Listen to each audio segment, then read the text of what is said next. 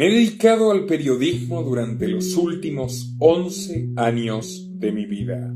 Durante este tiempo ejercí el oficio en las más diversas facetas de la prensa tradicional, ejerciendo como corresponsal de un pequeño periódico digital, presentador de radio, columnista de algunos de los más importantes diarios de mi país natal y de diversas cadenas de televisión internacional. Siempre y sin excepción hice de la palabra mi arma favorita en la lucha contra toda forma de injusticia y sometimiento.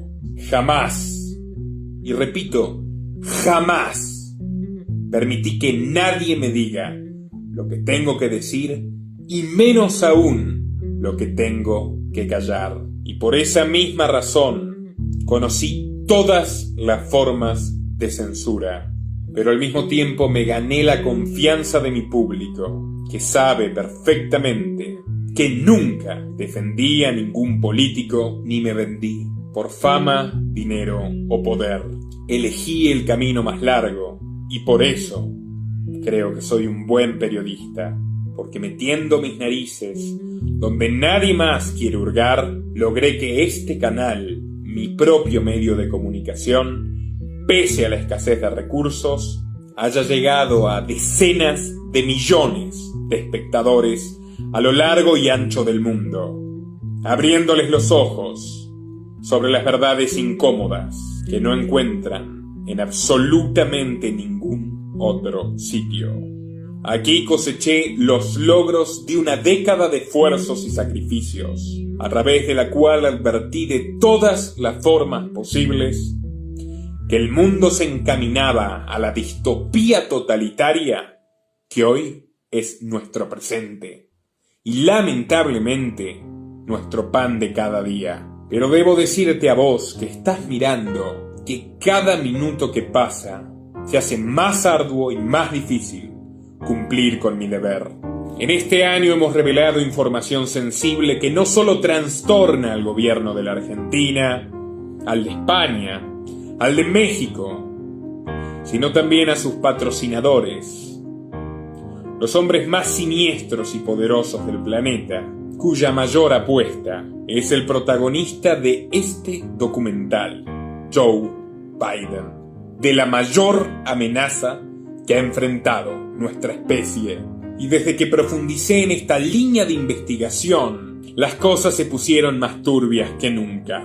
He recibido amenazas de muerte, e incluso se las han enviado a mis amigos, como mi querido Ricardo Iorio, un veterano diputado, antiguo miembro de una organización terrorista de izquierda. Publicó en el principal diario del régimen, me incluyó en la lista negra de los disidentes enemigos del régimen, instando a la justicia a investigarme y perseguirme por desestabilizar al gobierno de lacayos al que él obedece, contando la verdad. Asimismo, el presidente se muestra cada vez más obsesivo por negar lo obvio y bajarle el precio a mi trabajo, que a la luz de las pruebas lo condena. Pero nada de esto me doblegó y entonces mis enemigos redoblaron la apuesta.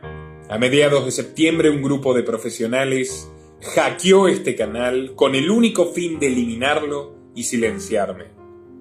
Y gracias a ustedes, a la presión del público, lo recuperamos.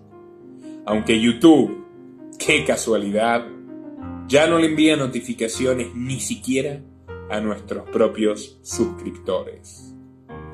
Por esa misma razón te ruego que mires este documental hasta el último minuto y que al terminar comentes tus opiniones, des like y lo compartas a absolutamente todos tus conocidos. En WhatsApp, en Facebook, en Telegram, en Twitter y en absolutamente todas las redes que uses, porque es tu vida y tu libertad lo que está en juego, en manos de un señor de la guerra que ha llegado a donde llegó navegando un río de sangre inocente, derramada por él mismo y sus cómplices. Estamos hablando de un depredador sexual impiadoso que promete imponer el feminismo con las balas de los Marines de punta a punta del planeta.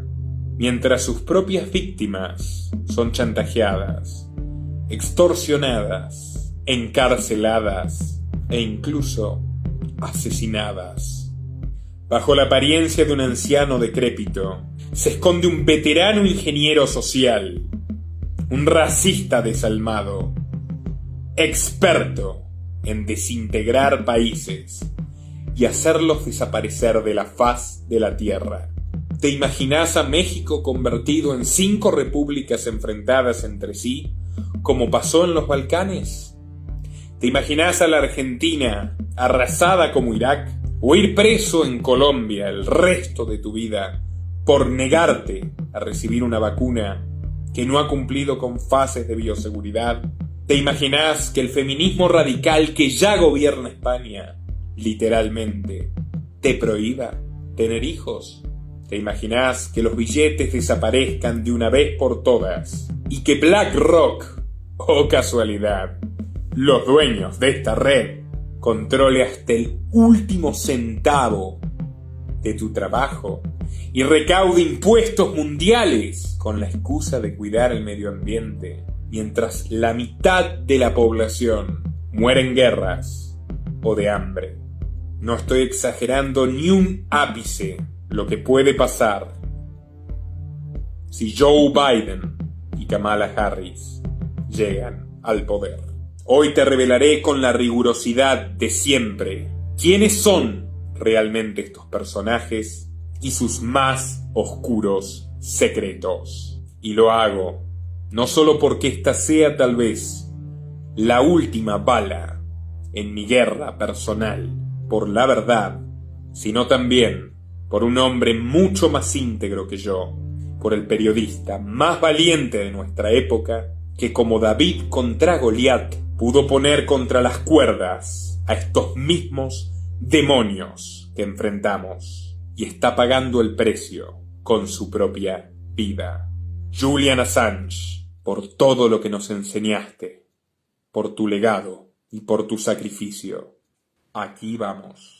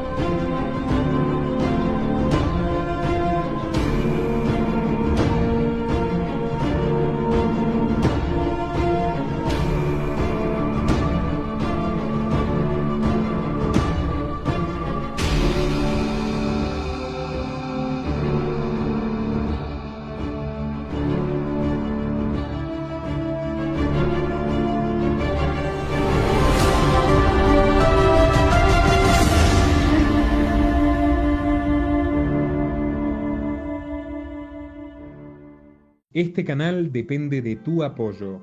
Para que siga siendo posible, por favor, entra al link de Patreon en la descripción o en el comentario destacado y realiza tu donativo desde tan solo $2 por mes.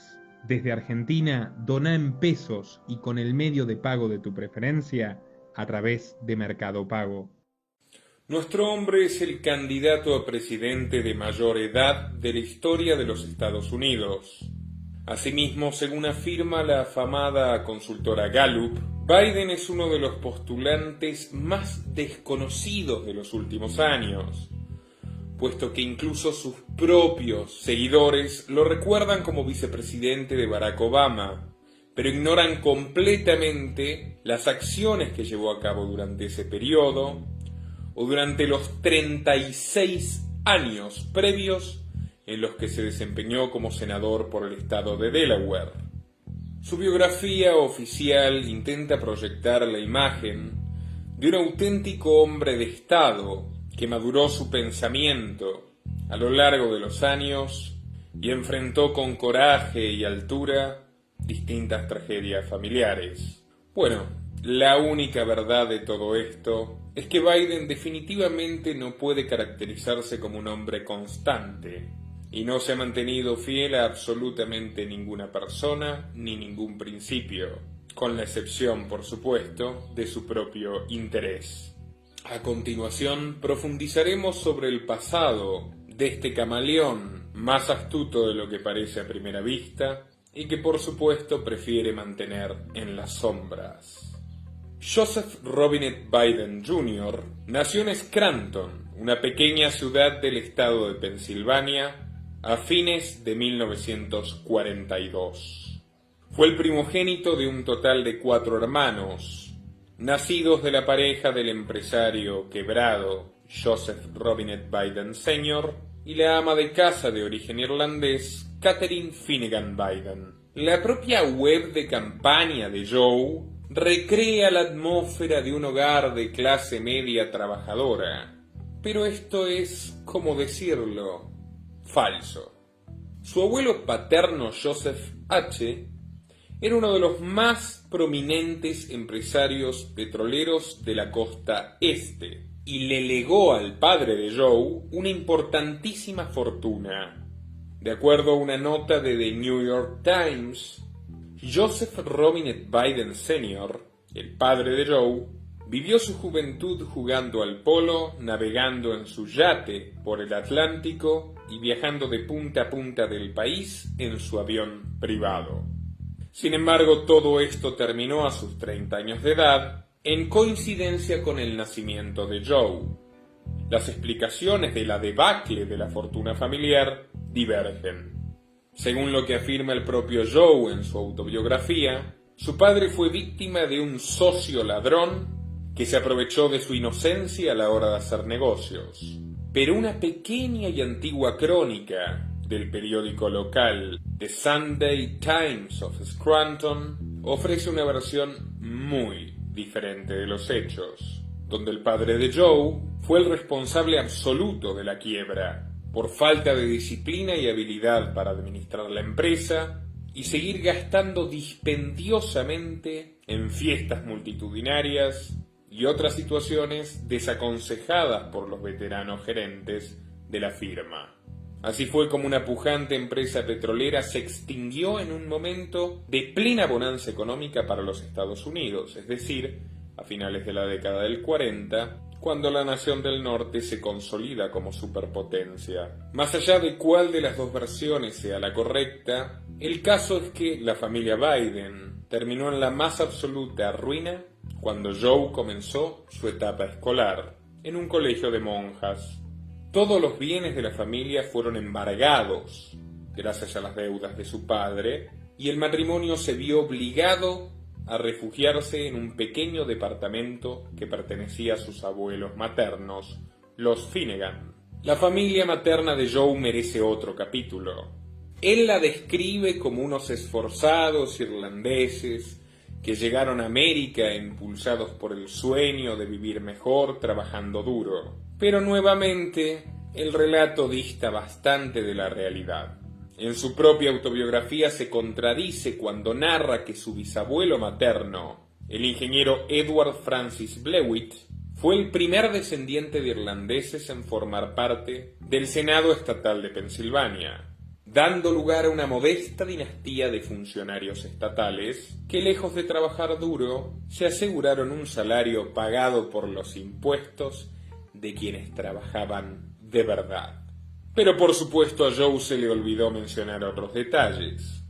Y consultando el trabajo del historiador local Samuel Hudson, descubrí que su bisabuelo Edward no solo fue el pionero familiar en la política, sino también en el negocio del lobby y la corrupción. En 1903 su bisabuelo fundó la Edward F. Gold Company, una minera que se vio beneficiada por sus conexiones políticas que le permitieron explotar minas de oro y plata que pertenecían al estado de Montana. Y con esos beneficios se permitió fundar la primer logia masónica de Scranton, la Benévola Orden Protectora de los Alces, que más allá de este curioso nombre, era un pretexto para unir a los hombres blancos, demócratas y mayoritariamente supremacistas raciales del Estado, con el motivo de preservar la integridad racial de la comunidad y exterminar a anarquistas, sindicalistas, defensores de los derechos de los negros y de las mujeres. Una joyita. Y si ustedes creen que su bisnieto Joe rompió con esta tradición familiar, están muy equivocados. Pero momento, ya llegará la hora de que lo descubran. But I tell you, if you have a problem figuring out whether you're for me or Trump, then you ain't black. And you ain't black. Retomando el eje, a comienzos de la década del 50, Joe, de 8 años, vivía en el apartamento de sus abuelos maternos, hacinado junto a sus 3 hermanos menores y su madre angustiada. Allí sufrió los estragos del alcohol, puesto que sus abuelos, como la mayor parte de su familia materna, en sus propias palabras, padecían de este vicio, y mantenían acaloradas peleas incluso los días domingo, en los que todos asistían obligatoriamente a misa. Desde entonces Joe afirma mantener un firme desprecio por las sustancias psicoactivas, como si fuera culpa de la sustancia el comportamiento de la persona que la consume. Mal alumno en la escuela primaria, Joe afirma que era un niño tartamudo. Sin embargo, no existe ningún testigo o prueba de que esto fuera cierto, y algunos de sus críticos sostienen que es otra mentira con el fin de justificar el declive cognitivo que Joe enfrentó a partir de los 2 aneurismas que tuvo a sus 45 años de edad. En otras palabras, Joe no tartamudeaba ni tenía errores de pronunciación antes de ese incidente, y ahora pretende convencernos de que es un problema menor que afrontó toda su vida. Para 1953, el torturado padre de Joe había terminado trabajando como desollinador de chimeneas, lo que para él suponía una grave humillación ante los testigos de su opulenta gloria pasada. Por eso mismo, y endeudándose otra vez, decidió mudarse con su familia al estado vecino de Delaware, donde los bajos impuestos y la facilidad para hacer negocios le permitió fundar su propia concesionaria de autos usados. Toda una paradoja, tomando en cuenta que Joe ahora pretende aumentar los impuestos que saquean a las familias y a los emprendedores que quieren salir adelante, como en aquel entonces lo era su padre. Ubicados en una casa en la próspera ciudad de Claymont, Biden ingresó a la prestigiosa preparatoria privada y católica Arkimer Academy, donde también se lo recuerda como un alumno mediocre, pero con dotes para los deportes y una gran facilidad para influir en sus compañeros, tanto así que fue nombrado presidente de la clase. Allí Joe comenzó a soñar con una vida cómoda garantizada por la política, lejos de los frustrantes vaivenes de su padre empresario y de la sufrida resignación de su madre.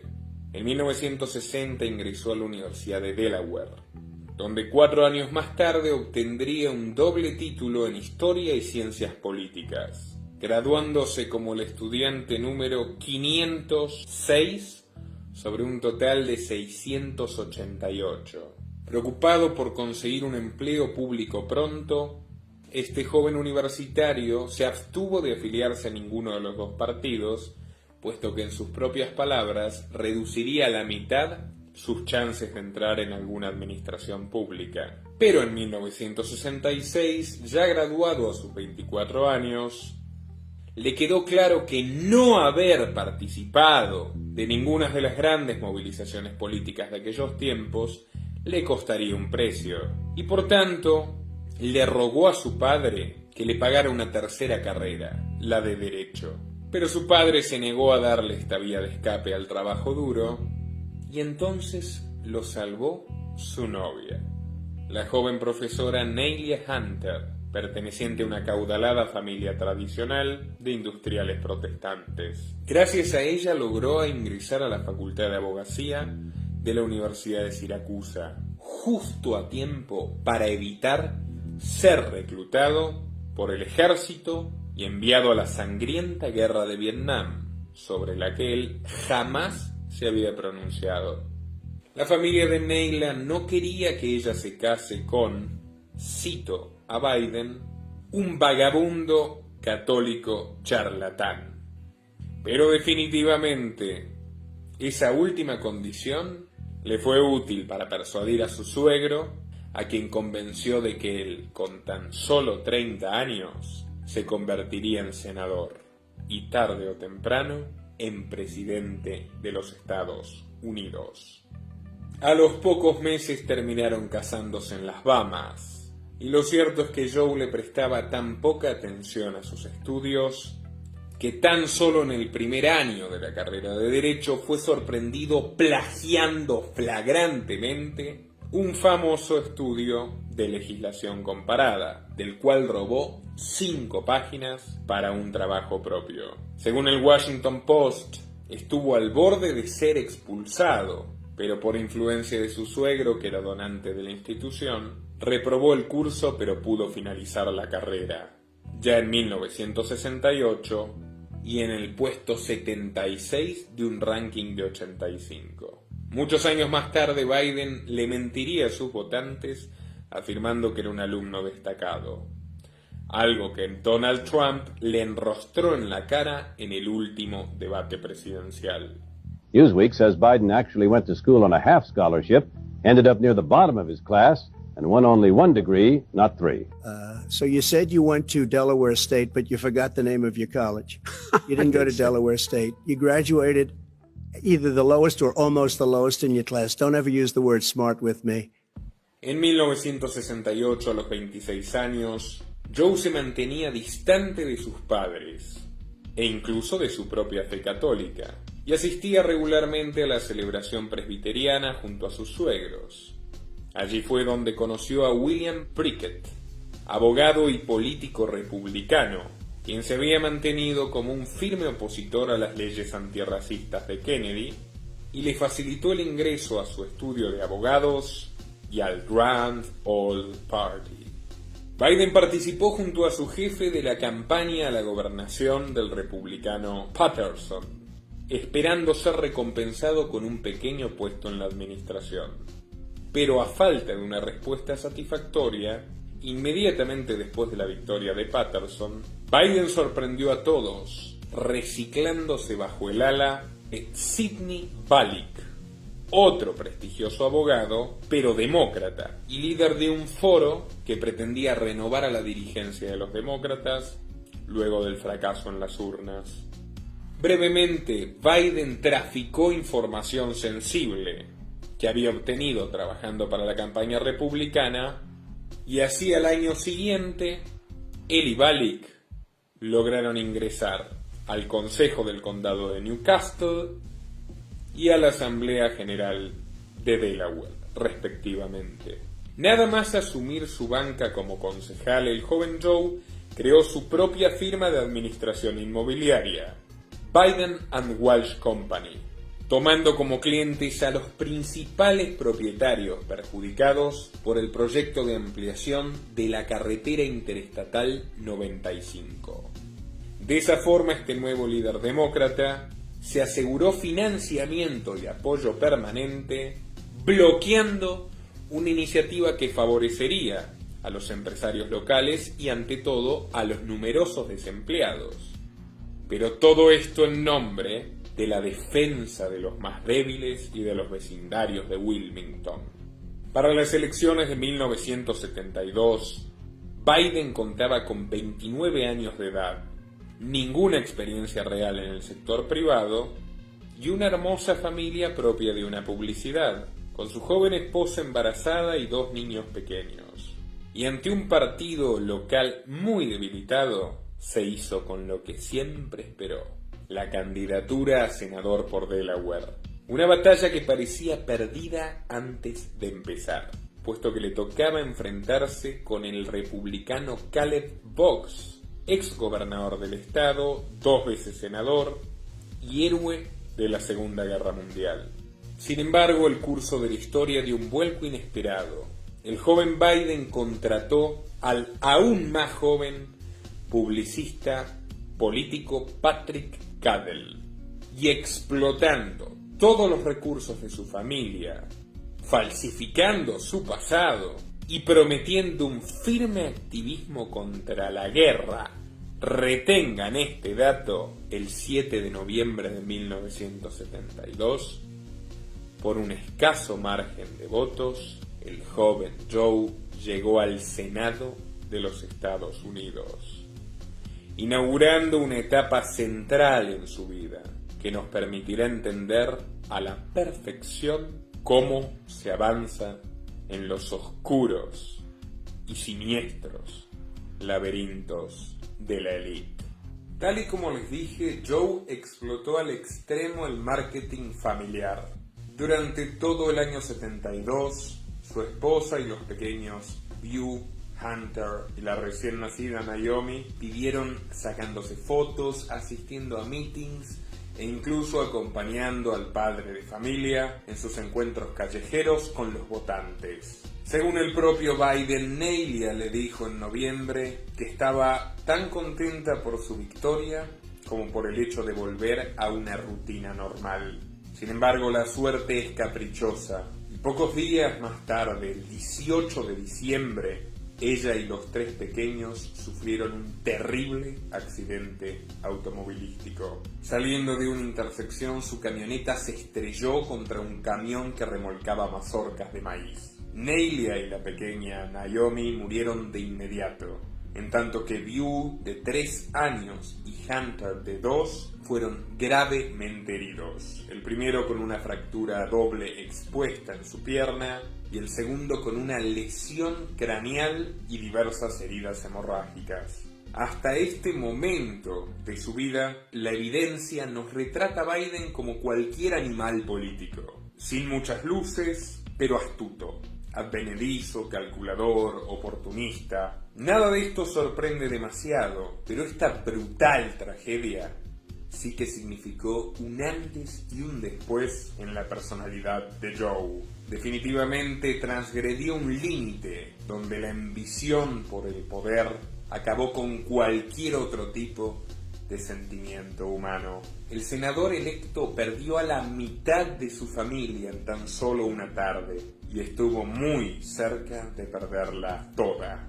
Biden asegura que en las noches posteriores del accidente vagaba, como si estuviera ebrio, por los barrios marginales de Wilmington buscando pelea con alguna pandilla. Todo esto mientras sus hijos estaban internados y con muy mal pronóstico.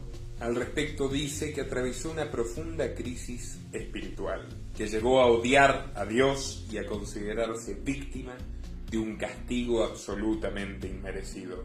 Todo esto es comprensible, e inclusive que hoy relate que estuvo a punto de suicidarse. I was down in Washington hiring my staff, and I got a phone call saying that my family had been in an accident. My wife was dead. My daughter was dead. For the first time in my life, I understood how someone could consciously decide to commit suicide. Not because they were deranged, not because they were nuts, because they'd been to the top of the mountain and they just knew in their heart they'd never get there again. Pero el único elemento que no aporta coherencia a esta historia es que este hombre supuestamente hundido en la depresión y absolutamente desesperado no vaciló ni un segundo en asumir su banca como senador 3 semanas después de este horrendo episodio. Y no conforme con ello, arrastró a los pequeños a la ceremonia. Juró el cargo en la capilla del hospital donde estaban internados y los obligó a posar enyesado uno y en silla de ruedas el otro frente a las cámaras de todas las cadenas de televisión nacional que él mismo convocó para mostrarse en un arrebato de 5 minutos de fama como un mártir de la política que asumía sus responsabilidades patrióticas pese al terrible dolor personal. En conclusión, una auténtica víbora de sangre fría. Pero bueno, yendo a lo que nos ocupa, nos toca hablar del primer sexenio de Biden como senador. Siendo un hombre tan joven que conquistó el puesto casi que por accidente, algo que no esperaba nadie en su propio partido, Llegó a la Cámara Alta sin amigos ni aliados de peso. Él mismo afirma que su presencia generaba desconfianza entre políticos más experimentados y que incluso sus propios empleados en su oficina del Senado estaban seguros que terminaría renunciando e incluso hacían apuestas al respecto. Pero Joe, si bien no es dueño de una mente brillante, sí es capaz de tomar decisiones rotundas y construyó una estrategia basada en 2 pilares para permanecer en su puesto y garantizarse la reelección.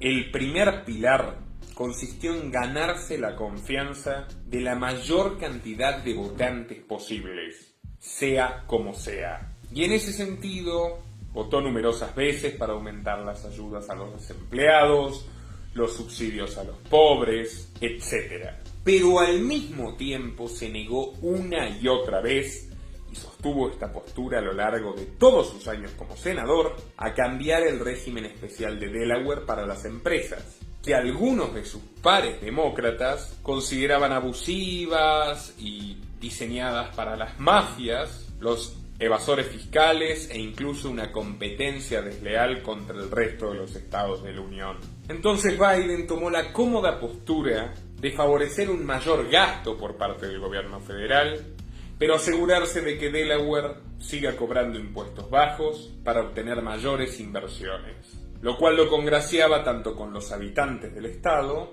como con las grandes corporaciones que se instalan allí, que son la mayoría de las más poderosas en Estados Unidos. Pero hasta aquí no hay nada especialmente polémico, salvo que ahora en 2020 propone justo lo contrario. ¿A quién creerle? Poor kids are just as bright and just as talented as white kids. Wealthy kids. Poor kids are just as bright and just as talented as white kids. Pero si seguimos la lista de sus acciones legislativas en esta dirección, descubriremos que Joe Biden, el mismo Joe Biden que hace campaña abrazado a su antiguo jefe, Barack Obama, se convirtió en un paladín de la discriminación contra los niños negros. Tal como lo oyen. Ese anciano que hoy acusa a Donald Trump de ser un nazi trasnochado, tiene una larga trayectoria como supremacista blanco, que lo llevó incluso a ser elogiado por el mismísimo líder de la secta de asesinos del Ku Klux Klan.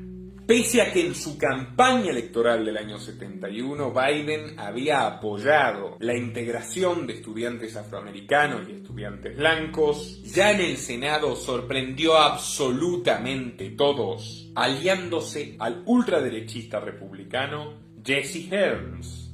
Ambos impulsaron la revocación del título 6 de la Ley de Derechos Civiles de Kennedy.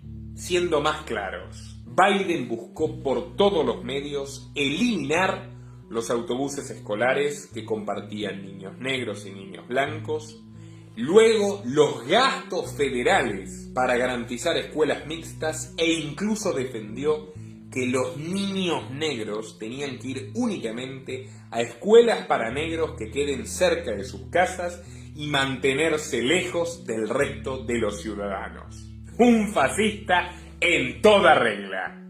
Podría decirse que Biden le hizo honor a los orígenes esclavistas de su partido, pero lo cierto es que esta fue una acción verdaderamente demagógica y transgresora, luego de que los demócratas asumieran la bandera de la defensa de los derechos raciales. Entonces este joven muchacho trabó amistad y se granjeó la simpatía de todos los senadores sureños, tanto demócratas como republicanos, que en su mayoría, por cierto, le doblaban la edad, pero que con su experiencia y sus posiciones de privilegio en distintas comisiones, lo cobijaron e integraron rápidamente al club de los senadores más influyentes. You got a real dilemma, Mr. President.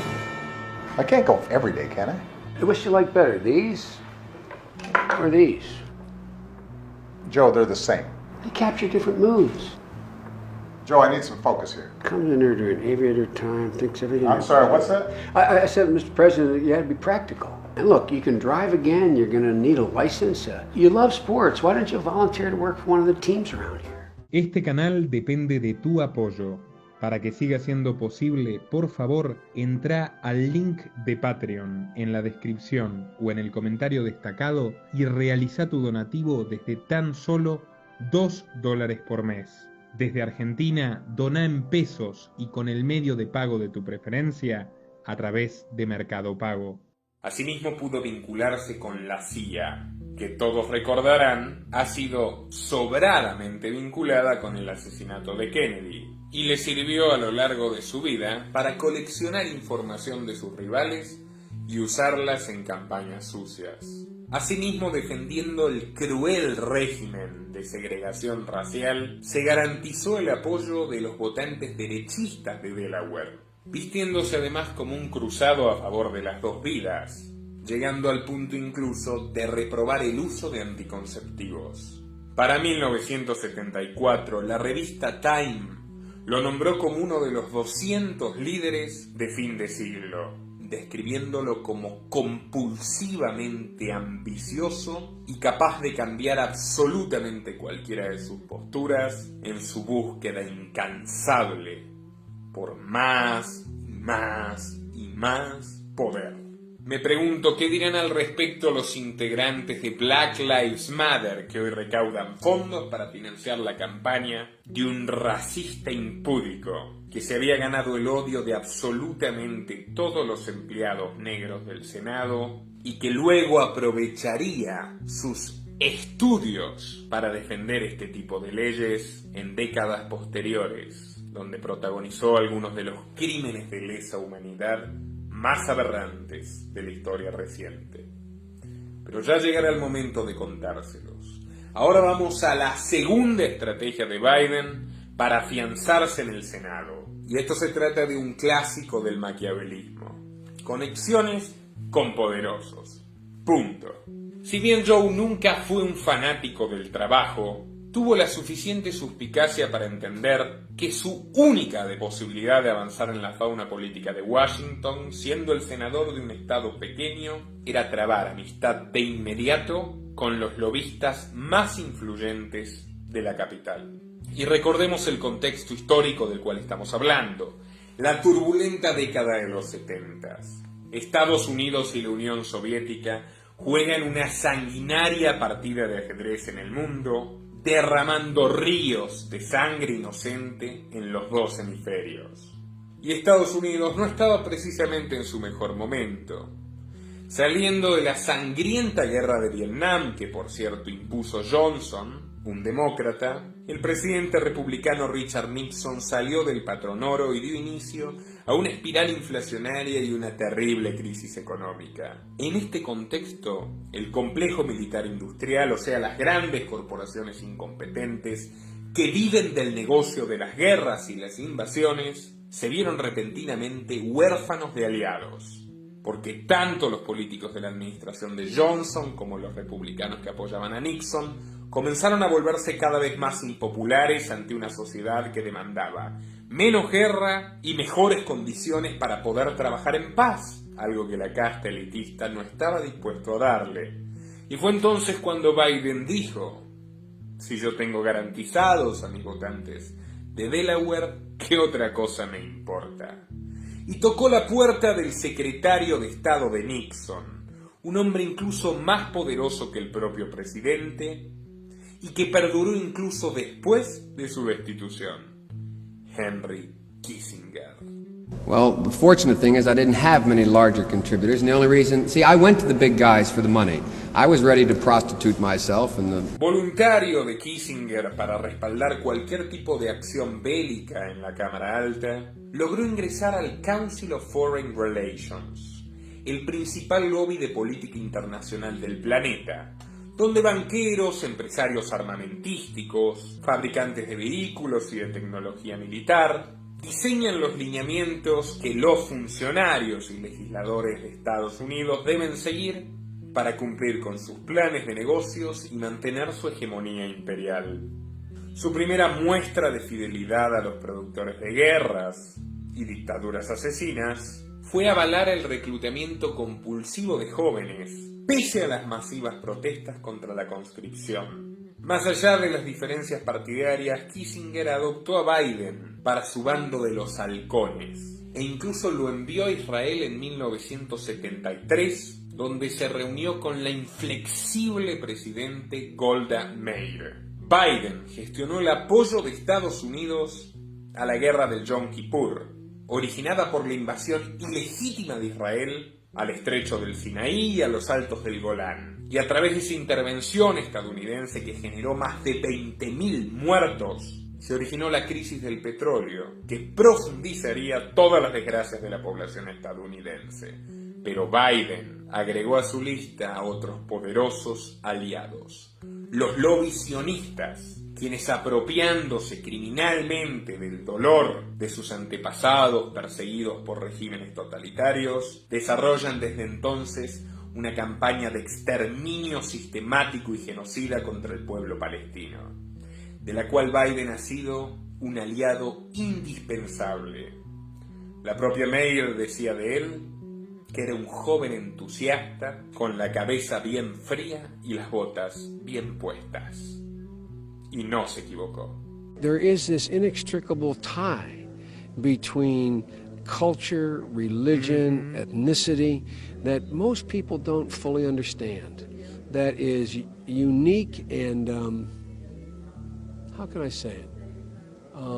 So strong with Jews worldwide. There is a, I mean, you know, I used to say early on when I was a kid, I'd say, when I was a young senator, I'd say, if I were a Jew, I'd be a Zionist. I am a Zionist. You don't have to be a Jew to be a Zionist. Según demuestra el archivo Kissinger de Wikileaks, o sea, documentos oficiales desclasificados, Biden pertenecía a un selecto grupo de legisladores de ambos partidos que estaban presentes en todas las operaciones turbias de Estados Unidos en los 70s, incluso en aquellas que deben considerarse ilegales y que se llevaron adelante sin la aprobación del Congreso.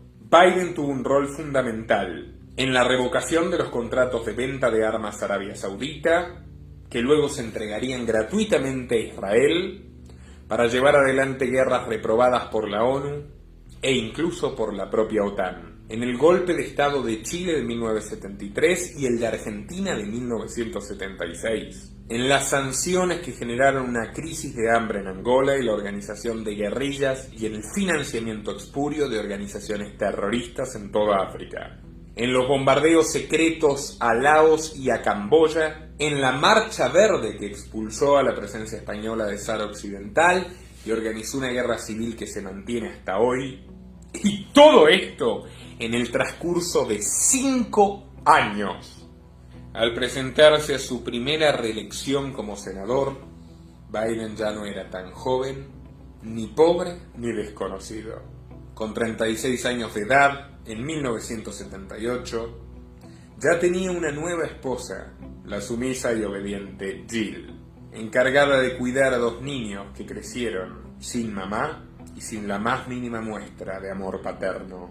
Asimismo, ostentaba una membresía plena en el Council of Foreign Relations y por primera vez fue invitado al Club de Bilderberg, el foro anual que presidían David Rockefeller y el propio Kissinger, y que hasta el día de hoy reúne al centenar de líderes más influyentes del planeta, a puertas secretas y con expresa prohibición de divulgar lo que allí acuerdan. En las elecciones de aquel año contó con el triple del financiamiento que su adversario republicano, James Baxter, y se impuso a él con el 58% de los votos. Con su banca renovada y un presidente demócrata en la Casa Blanca, Jimmy Carter, Biden empezó a forjar, ya más convencido que nunca, su largo camino hacia el Salón Oval. La relación del senador Biden con el gobierno de Jimmy Carter se puede resumir en una sola palabra: traición. No solo Carter heredó una economía ruinosa, en gran medida por los delirios agresivos que llevaron adelante Kissinger y su aliado Biden en Oriente Medio, sino que tuvo que enfrentarse precisamente a los mismos autores del desastre. Carter quería llevar una política menos beligerante que sus antecesores, y eso no le simpatizaba ni a los republicanos, ni tampoco a los halcones demócratas, cuyo mayor exponente era el tío Joe. Hábilmente, el senador Biden convenció al mandatario de avanzar en un nuevo tratado para restringir la carrera armamentística nuclear con la Unión Soviética, el SALT II. La propuesta de Biden consistía en diseñarlo íntegramente y llevar a cabo las negociaciones, de modo que el esfuerzo del gobierno sea mínimo y el rédito absoluto. El ingenuo Jimmy aceptó de buena gana, pero sin la suficiente astucia de indagar por qué un sujeto como Biden se comportaría de forma tan generosa. Lo cierto es que Biden ya integraba oficialmente el Comité de Relaciones Exteriores del Senado, donde tenían información privilegiada de que la Unión Soviética avanzaría en una invasión a Afganistán. Entonces, a la hora en la que Biden se sentó junto al canciller soviético, Andrei Gromyko, todos, menos el presidente, sabían que se trataba de un gran error para los Estados Unidos. A los pocos meses, Carter se vio nuevamente humillado ante el pueblo estadounidense, teniendo que retirar él mismo el acuerdo que había promocionado como el comienzo de una paz mundial duradera. En palabras del prestigioso politólogo Joseph Nye, acababa de suicidarse la presidencia más frágil de la historia americana reciente. A cambio de sus oficios, Biden fue recompensado por sus amigos republicanos y por otros demócratas amigos de la guerra, ocupando el lugar número 2 en el poderoso Comité de Asuntos Judiciales del Senado y convirtiéndose en interlocutor de la Cámara Alta con la OTAN. Ese mismo año, en 1981, nació su última hija, Ashley, la única con su segunda esposa, Jill.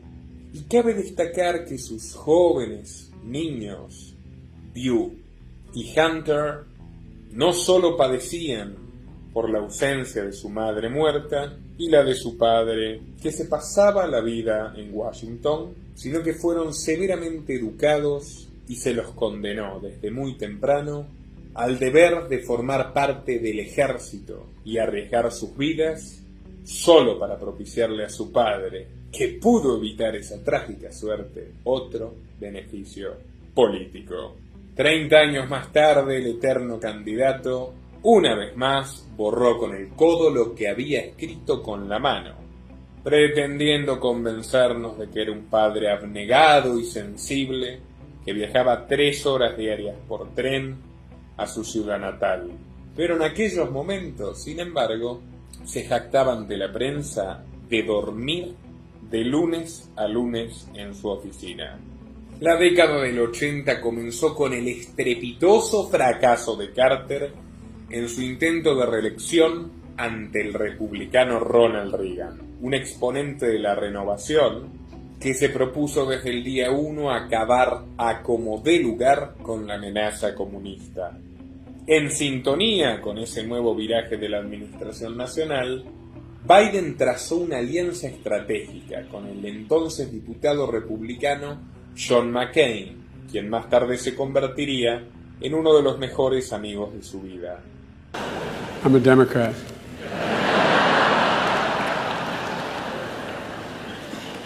And I love John McCain. I always thought of John as a brother. Ambos acordaron desbloquear cualquier tipo de propuesta de invasión, guerra, financiamiento a guerrillas y organizaciones terroristas por parte del gobierno de Reagan, lo que terminó desencantando, por ejemplo, en la creación de la organización terrorista Al-Qaeda, liderada por un socio del vicepresidente estadounidense George Bush padre, es decir, Osama Bin Laden. Sí, lo que estoy diciendo es que gracias a Biden y a McCain, entre otros legisladores amigos de la guerra, nació lo que hoy conocemos como yihad o terrorismo islámico. En un principio para combatir a los soviéticos en Afganistán, pero años más tarde, en el pretexto para seguir invadiendo a medio planeta.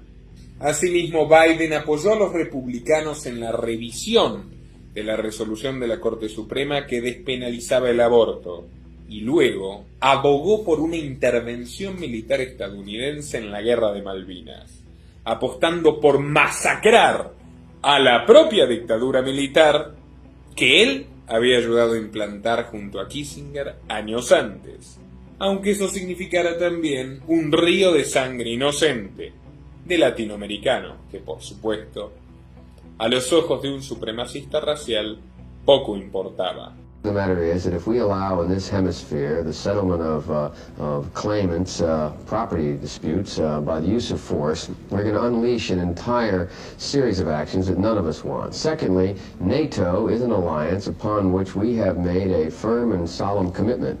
And it's clear that the Argentinians are the aggressor, it's clear the British are right, and it should be clear to the whole world where the United States stands. Unió fuerzas una vez más con su histórico aliado, el criptonazi Jesse Helms, en la implementación de sanciones que terminaron de estrangular y hundir en la indigencia a muchos países africanos que no se sometían a las imposiciones de la presidencia Reagan. Exultante por la fidelidad de su amigo, Helms declaró al medio estatal norteamericano Radio Martí que Biden era un progresista con pelotas, un hombre más duro que republicanos como Kissinger y que ponía por encima los intereses de la nación a los de su propio partido. Para 1984, el presidente Reagan, que gozaba de una gran popularidad, estrechó su mano en cámara y lo nombró uno de los mejores senadores de los Estados Unidos. Léase, uno de los mejores siervos del complejo militar industrial. Ese mismo año, Biden impulsó en el Congreso la reforma del Código Penal, que redujo las garantías de los ciudadanos, aumentó el poder de violencia de la policía, las detenciones arbitrarias e incluso estuvo a punto de abolir la ley de libertad condicional. Todo esto, por supuesto, apoyado por el lobby de los constructores de cárceles, que no tienen el menor reparo en encerrar inocentes con tal de ganar dinero. Algo que bien había descrito Michael Moore, pero que parece que repentinamente se olvidó. Una enmienda de Biden a esta ley permite hasta el día de hoy que el gobierno estadounidense confisque y usurpe las propiedades y el dinero de los acusados, incluso sin una sentencia firme, lo que debilita su posibilidad de pagar una defensa, empobrece a sus familias y en muchos casos precipita una sentencia injusta. En suma, prácticas dictatoriales que terminaron de enterrar el supuesto espíritu liberal de la Constitución de Estados Unidos. No conforme con esto, 2 años más tarde, Biden lanzó su ley contra el abuso de drogas, una iniciativa inflexible que hasta el día de hoy ha significado el encarcelamiento de 1.250.000 consumidores y pequeños comerciantes pacíficos, beneficiando únicamente a los grandes cárteles del narcotráfico asociados con la DEA y a la mafia judicial de los Estados Unidos, con la que por supuesto se vinculó mejor que nadie. La ley Biden contenía incongruencias tan brutales como condenar mínimamente a 5 años de prisión a quien poseyera 500 gramos de cocaína inhalable, o sea la más cara, y mayormente consumida por blancos, o tan solo 5 gramos de crack, o sea, cocaína fumable, consumida por pobres, mayoritariamente negros. Una instancia racista dentro de una ley totalitaria que solo sirvió para aumentar la delincuencia y fortalecer al crimen organizado mientras se destruyó de por vida a cientos de miles de inocentes que murieron en las cárceles o están muriendo en este mismo momento. algo que constantemente le han recordado los pocos dirigentes negros del Partido Demócrata que conservan su dignidad.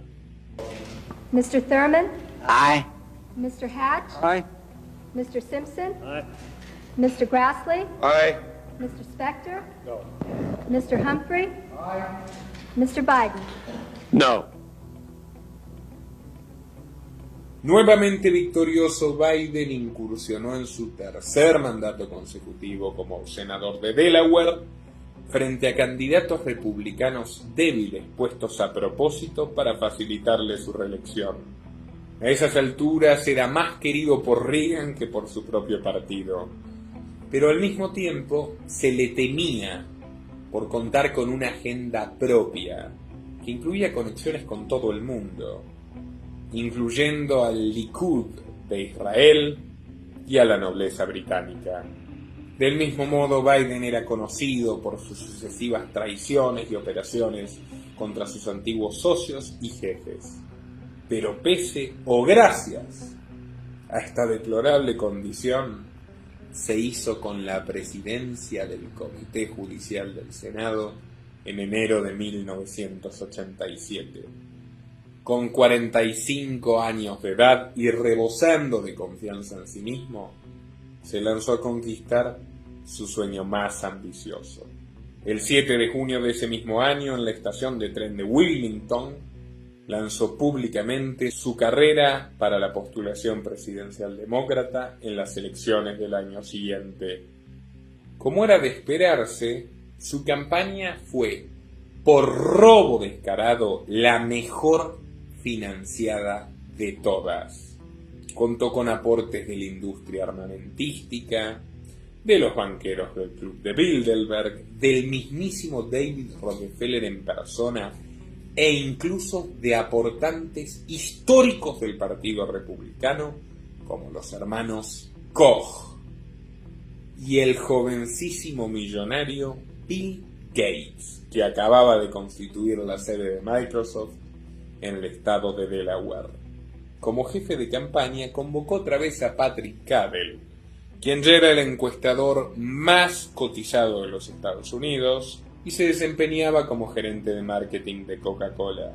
El semanario Washington Monthly publicó un revelador reportaje a Cadell, donde quedó manifiesta su estrategia electoral para llevar a Biden a la Casa Blanca.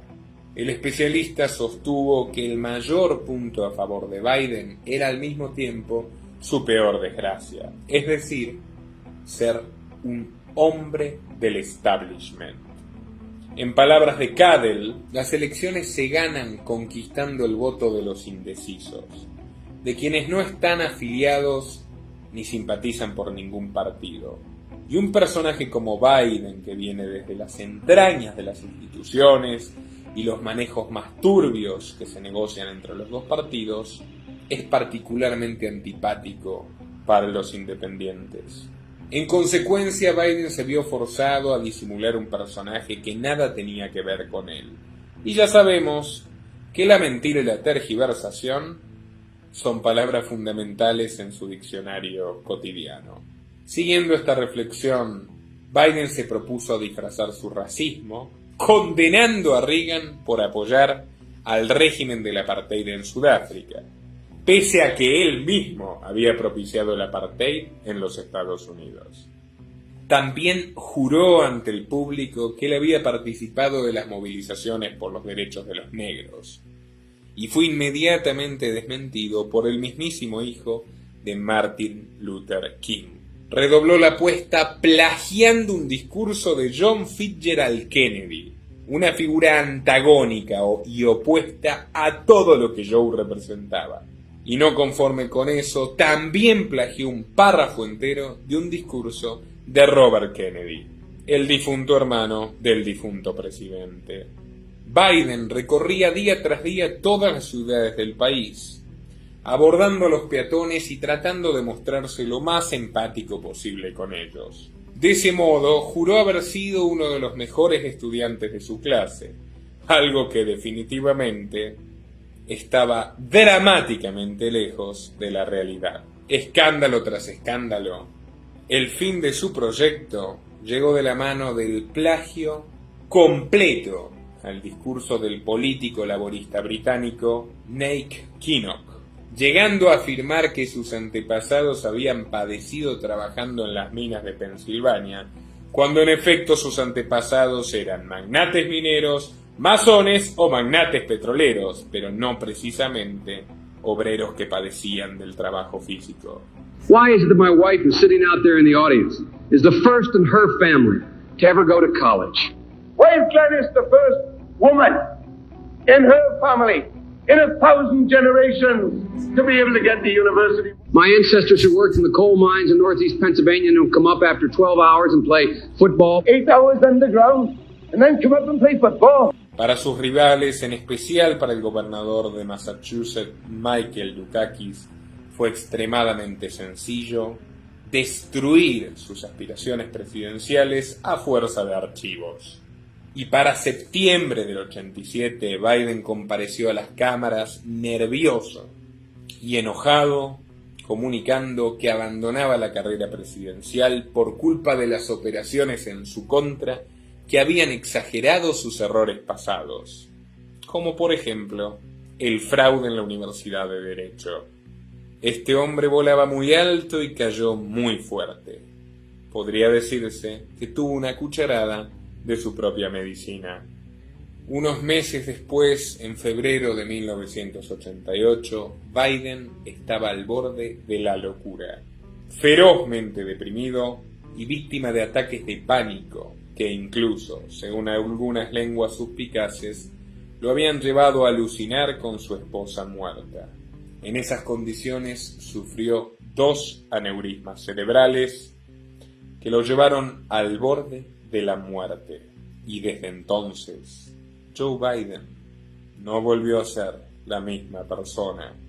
1988 fue un año bisagra en la biografía de Joe Biden. Quienes le conocen afirman que si bien siempre tuvo un carácter fuerte, la precipitada debacle de su campaña presidencial lo convirtió en un hombre deliberadamente hostil, agresivo, que gritaba en lugar de hablar, y estaba tan frustrado y tan furioso que delegó todas las negociaciones clave de su gestión en el Comité Judicial del Senado a asistentes y senadores de menor rango. Tenía 45 años de edad, una relación distante con su esposa y sus 3 hijos, recluidos en Delaware bajo la estricta supervisión de su hermano Frank, quien a su vez comenzaba a darle más dolores de cabeza por su alcoholismo y el uso irresponsable del dinero que Biden le enviaba desde Washington. A mediados de febrero, Joe comenzó a sentir un persistente dolor en el cuello, que con el paso de los días se terminó convirtiendo en parálisis. Y una tarde, trabajando en su despacho, sintió, con terror, que ya no era capaz de formular una frase coherente, y al querer escribir un mensaje de ayuda, apenas pudo esbozar garabatos inentendibles. Se llama afasia, y fue el segundo aviso, casi fatal, de 2 aneurismas, uno hemorrágico, que estuvieron al borde de matarlo. El senador se desmayó, sus asistentes llamaron a una ambulancia y fue internado de inmediato en el centro médico militar Walter Reed, donde Trump fue recientemente ingresado por el coronavirus.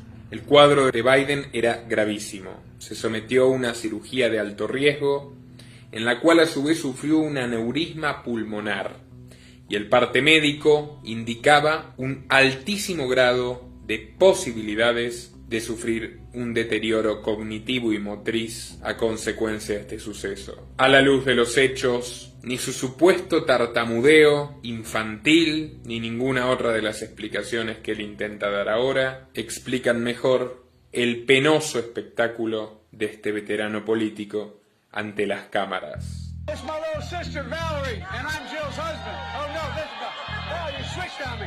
This is my wife, this is my sister. I'm Jill Biden's husband, and I work for Cedric Richmond. Look me over. If you like what you see, help out. If not, vote for the other guy. Give me a look, though, okay? We choose truth over facts. I'm beginning to see why your wife left you. Why? It's self-evident. All men and women created by go. You know the thing.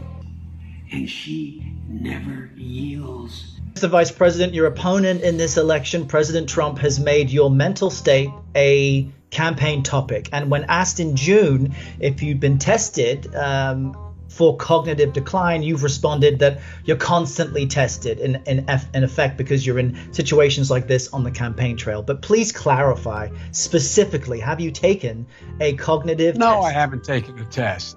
Why the hell would I take a test? Come on, man. That's like saying before you got in this program, if you take a test where you're taking cocaine or not, what do you think, huh? Before you got in this program, if you take a test where you're taking cocaine or not, what do you think, huh? To President Trump, who brags about his test and makes your mental state an issue for voters. Well, if he can't figure out the difference between an elephant and a lion, I don't know what the hell he's talking about. Did you watch that? Look, come on, man. I know you're trying to goad me, but I mean, I'm so forward looking to have an opportunity to sit with the president or stand with the president in debates. There's going to be plenty of time. And by the way, as I joke with him, I shouldn't say it. I'm going to say something I probably shouldn't say. Anyway, I am very willing to let the American public judge my physical and mental my physical as well as my mental fitness. My physical as well as my mental fitness. We should be making those masks. We should be moving on those ventilators. We can do that. Why doesn't he just act like a president? That's a stupid way to say it. You know, Donald Trump was asked on... Sorry. Go ahead. No, I probably best I don't. I just can't figure the guy. I don't know, it's like watching a yo-yo. I shouldn't have said it that way. It's like watching... It feels that way. I want to ask... I tell you what, I'm so darn proud. And those poor people who have lost, anyway. Durante 7 meses permaneció internado, negándose insistentemente a renunciar a su banca y a ser reemplazado en el comité judicial. Según sus propias memorias, prácticamente no habló con nadie y se pasaba los días y las noches mirando el techo de su habitación y reflexionando sobre su futuro político. Al recibir el alta, Biden redujo al mínimo sus intervenciones públicas. Nunca fue el mejor de los oradores, pero desde entonces quedó impedido de poder hilvanar un discurso coherente, sin olvidos o errores garrafales. Por primera vez en su vida adulta, Biden dejó de soñar con la presidencia y comenzó a relajarse en sus labores, compartiendo fiestas con lobistas que antes lo visitaban solo en privado, y vinculándose incluso con nuevas figuras polémicas que rodeaban a la élite demócrata, como el joven proxeneta Jeffrey Epstein. Las habituales bromas que Joe lanzaba a colegas y empleados fueron reemplazadas por cataratas de reproches, exigencias autoritarias y todo tipo de maltrato. Enterró durante toda una década los antiguos diálogos callejeros con votantes y contrató a 2 gestores de prensa para no tener que dar las entrevistas a medios él mismo. Biden se volvió más introvertido, pero también más desinhibido. Asumió que nunca podría trascender del Congreso y que por tanto le había llegado la hora de disfrutar de su absoluta falta de frenos morales e inhibitorios y divertirse cínica y sádicamente al no tener que rendirle cuentas a nadie. La caída del muro de Berlín y la posterior disolución de la Unión Soviética encendieron las alarmas entre sus antiguos patrocinadores de la industria militar. Y por eso mismo Biden y su íntimo amigo, el republicano McCain, se propusieron como voluntarios para mantener encendida y aceitada la maquinaria de la muerte. La guerra de Bosnia, uno de los episodios más sanguinarios de la historia mundial reciente, fue caldeada y diseñada minuciosamente por el Council of Foreign Relations y en particular por Biden, quien se reunió en 1993 con el dictador Milosevic, a quien luego terminaría jurándole la muerte, pero no fue a él, como es habitual, a quien asesinaron los bombardeos de la OTAN, que instigó Biden, sino a miles y miles y miles de inocentes. Los archivos oficiales de esa época demuestran que la idea de dividir a la antigua Yugoslavia en regiones étnicas era un plan del propio Biden, con el cual persuadió al presidente Clinton de tomar el control en la región, dando lugar más adelante a la famosa resolución Biden-McCain, que contra los dictámenes de la ONU y la totalidad de los tribunales internacionales de derechos humanos, propició el bombardeo masivo a población civil en el año 1999, aniquilando a personas inocentes de todas las etnias y dejando una huella imborrable de la capacidad de destrucción infinita de este caballero. Todo esto fue recompensado con su ascenso dentro del Comité de Relaciones Exteriores del Senado, que pocos años después terminaría presidiendo. Ahora permítanme contarles otros episodios relevantes del protagonista de esta historia durante la era dorada de los Clinton. Una de sus primeras y más polémicas acciones fue promover activamente la prohibición a homosexuales para formar parte de las Fuerzas Armadas estadounidenses y la expulsión de quienes ya las integraran. Poco más tarde reciclada en la famosa normativa No Tell, No Ask. Asimismo, Biden lideró la iniciativa legislativa que prohibía al gobierno federal estadounidense aprobar cualquier tipo de matrimonio entre personas del mismo sexo. Nada de esto resultaría curioso si no fuera porque Obama eligió a su vicepresidente 2 décadas más tarde para comunicar la federalización del matrimonio gay y que el actual candidato presidencial de los demócratas se propone como un cruzado de los LGBT, llegando a afirmar incluso que los niños trans de 8 años de edad deben ser castrados y dejados en paz, si ese es el deseo de sus padres progres. The idea that an 8-year-old child or a 10-year-old child decides, I decided I want to be transgender. That's what I think I'd like to be. It'll make my life a lot easier. There should be zero discrimination. And what's happening is too many transgender women of color are being murdered. De supremacista blanco a estrella de Black Lives Matter, de homófobo recalcitrante a héroe rosa. ¿Cuántas son las facetas de este siniestro camaleón que pretende convertirse en amo y señor de nuestros destinos? Convertido en un alfil de la presidencia de Clinton, en 1994 lanzó la ley penal más violenta de la historia de Estados Unidos. La organización no gubernamental The Innocence Project resume las consecuencias de esta famosa ley Biden en la triplicación de detenciones de estadounidenses, lo que a la larga causó que Estados Unidos sea el país con la mayor cantidad de población encarcelada de la historia de la humanidad, no solo cuadruplicando a los prisioneros de la dictadura comunista china, sino ganándole en proporción a los regímenes de Hitler y Stalin. Todo esto gracias al aumento de las penas, la incorporación de todo tipo de delitos sin víctimas y contravenciones que facilitan el encarcelamiento de las personas e incluso la pena capital. Porque sí, gracias a Biden, cientos de inocentes fueron condenados a muerte, pese a que ahora jure y perjure que nunca fue su intención, que fue un simple error de criterio. Pero una de cal y una de arena, ese mismo año, en el 94, Biden apoyó la primera medida progresista de sus 30 años de función pública. No solo la apoyó, sino que la redactó. Me refiero a la Ley de Violencia contra la Mujer. La primera en su tipo, que luego se replicaría en el resto del mundo, de punta a punta. No podía ser de otra forma, viniendo de Biden, trajo consigo restricción de derechos y libertades.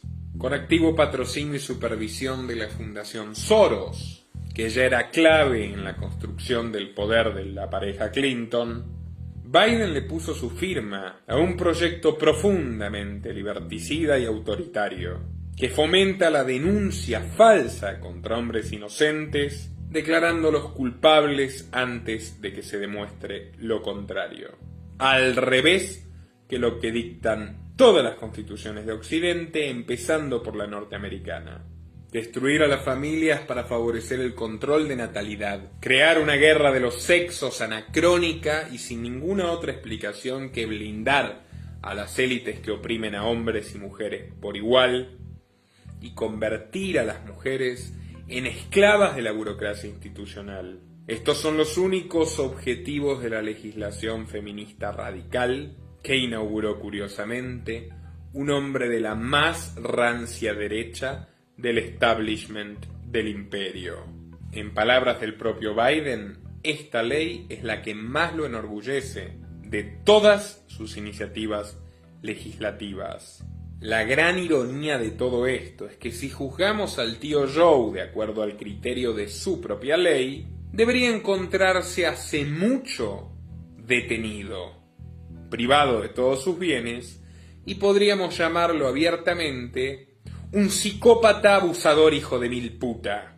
Su asistente personal durante aquella época, la abogada Tara Reid, presentó diversas quejas por la forma en la que su entonces jefe la sometía a un trato degradante e inhumano. Y más recientemente inició una denuncia penal, aduciendo que en 1991 el senador Biden la empujó violentamente contra la pared, desgarró su falda y la violó. Sí, literalmente la violó. Y no es la única mujer que denunció abusos por parte de este personaje. Jessica Collins, traficada sexualmente por Epstein, describió con lujo de detalles las relaciones que mantenía con el senador Biden, y esto le costó, según su versión de los hechos, la muerte de su hija pequeña y su actual detención por conducir ebria. ¡Qué casualidad!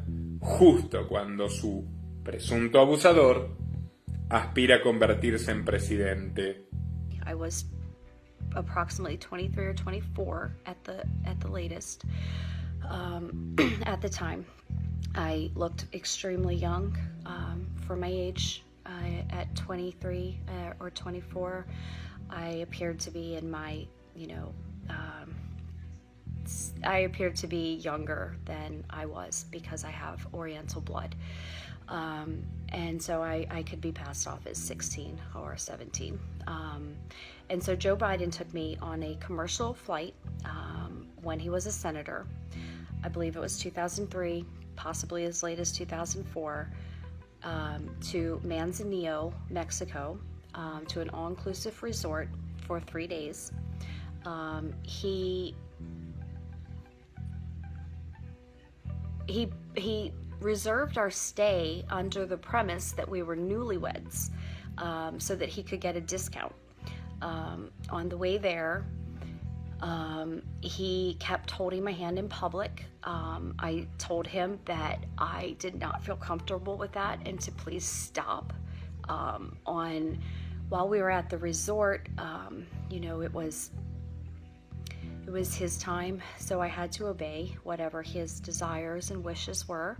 But on the flight, there and back, it was very bothersome to be seen in public with a man so obviously much older than myself, and very, very uncomfortable.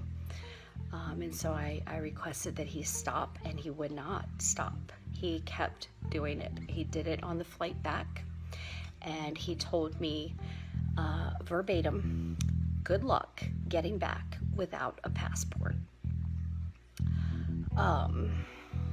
He didn't pay me at that time. He tried to leave me in Mexico. I've also lived in New Mexico. So he tried to leave me in Mexico and told me he said, good luck getting back without a passport, because I didn't have a passport at all. And so the flight was commercial. It was a smaller airplane. We were sitting together. That was one of the places where he was holding my hands, and I was really disturbed by it and asked him to stop, because I considered the travel time my time and not his paid time. At the time, I had a Bank of America bank account. That was some of the information that True News gathered from me. Bank of America, under the name Jessica Lee, Leigh Collins. The flight to Manzanillo, I believe there was a connecting flight in Texas. So there would be flight records for Jessica Collins in the year 2003 to the final destination of Manzanillo, Mexico. Once I returned home, I changed my flight. The counter girls at the airline were nice enough to help me. And even though he tried to leave me, they helped me get back. He still had not paid me as promised. And so I called him, and he did agree to send the funds. It was around $2,000. It was 2,000 some odd hundred.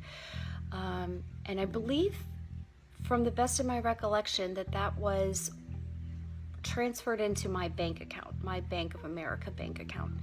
At the time, I went by Taylor of DC. That was basically my first, middle, and last name, Taylor of DC. And so my email account at the time was taylorofdc@gmail.com. I also had one at hushmail.com. But because Hushmail was so difficult to utilize, I was given the beta version of Google Voice. I was invited by somebody who's high up in Google now, at Apple specifically.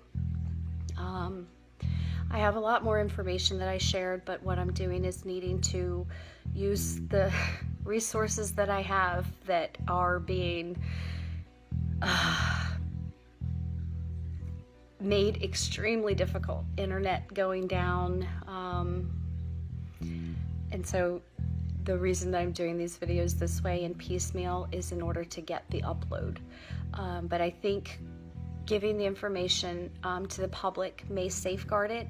There may be people that want to get to the truth too, and so rather than let True News have all this information, I had originally thought they might be using the information to blackmail the individuals that I've implicated.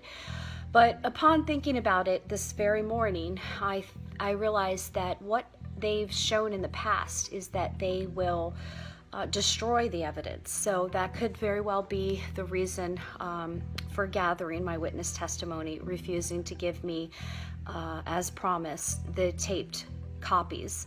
And so the only thing I can think is to recreate my testimony and distribute it to the public so that anybody out there who finds this, and so it can safeguard it and keep them from destroying it. Son de público conocimiento las innumerables situaciones públicas en la que Biden realizó repugnantes tocamientos a niños y niñas. And to get hot, I got hairy legs that turn blonde in the sun. And the kids used to come up and reach in the pool and rub my leg down so it was straight, and then watch the hair come back up again. They'd look at it. So I learned about roaches. I learned about kids jumping on my lap. And I've loved kids jumping on my lap. Hey, are you bored yet? Beautiful granddaughters like you guys, and guess what? Your granddaughter's even better than daughters. You know why? Right over. The kids, come on over here, okay? You ready? Okay. Watch out, that guy following you. Long day, a lot of walking. Don't tell me what I have to. Thank you. Thank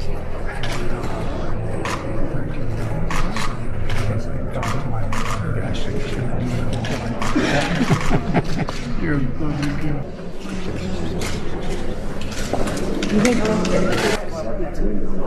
What are you, a senior? Do you know what my dad used to say? His granddaughters have one important job. Take care of the pop. That's the most important. Y todo esto en medio de polémicas que vinculan a su hermano James a la propiedad de una isla más que cercana a la de su viejo amigo Jeffrey. A su vez, desde el Senado, Biden lideró la defensa del presidente Clinton en el escándalo Lewinsky, tratando de mitómana a la becaria y diciendo primero que Clinton era acusado falsamente y luego de que se demostró que Clinton había mentido, que esto no tenía relevancia para la nación.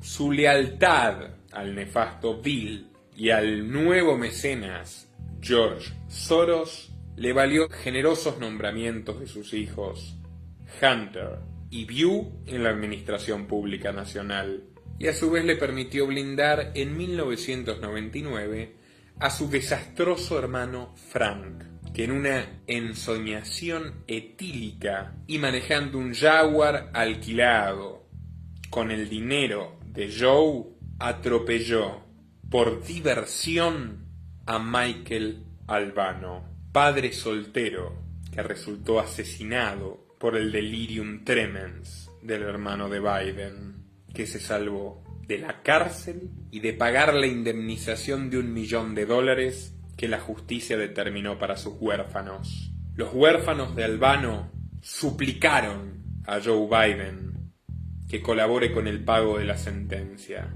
pero este se negó una y otra vez.